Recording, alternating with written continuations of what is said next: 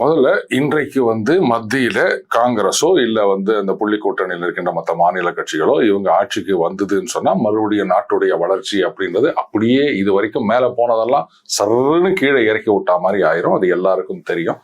அதனால தான் மத்தியில் மோடி அப்படின்றது அசைக்க முடியாத ஒரு கருத்தாக இருக்கின்றது. அதே சமயத்துல இங்க மாநிலத்துல பாஜக இதை பாஜக ஆட்சின்னு உங்களால சொல்ல முடியுமா? பாஜகவினரே சொல்ல மாட்டேங்கிறாங்க.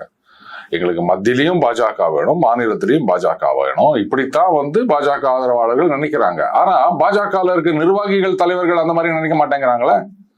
மத்தியில மட்டும் பாஜக ஆட்சியில் இருந்தா போதும், தமிழகத்துல பாஜக ஆட்சி அப்படின்னு சொல்றதுக்கே தயங்குறாங்களே. அப்ப அதை எப்படி நீங்க ஏத்துக்க முடியும்? சரி, இங்க அண்ணாமலை மத்தியில மோடி அப்படின்றது எப்படி ஒர்க் அவுட் ஆகும் அப்படின்னு கேக்குறீங்க. இது அண்ணாமலை ஆதரவாளர்களை பார்த்து நிறைய பேர் வைக்கின்ற கேள்வி. அண்ணாமலையை தீவிரமா எதிர்த்து கொண்டிருக்கின்ற ஒரு மூத்தவர், அதுக்கு மேல நான் எதுவும் சொல்ல விரும்பல, அவர் இந்த தமிழகத்துல ஜோசப் விஜய் அவர்கள் முதலமைச்சராக பதவியேற்ற பிறகு அவர் சொல்றாரு, நான் இனிமே தமிழகத்துல விஜய், டெல்லியில மோடி.